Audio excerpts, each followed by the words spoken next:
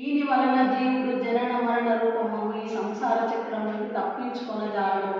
ఒక దేహం పోయినా మరి ఒక దేహం వచ్చు.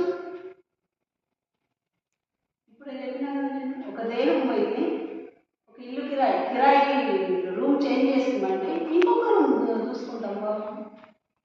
అలాగే ఈ శరీరంని ఈ వస్త్రాన్ని వదిలేస్తే ఇంకొక వస్త్రం దానికి మళ్ళీ మళ్ళీ ఇంకొకటి దాచుతుంది. దానికి జీవముక్తి లేదు. దాన్ని నువ్వు వాడదాకా తీసుకపోలేదు కదా. దాన్ని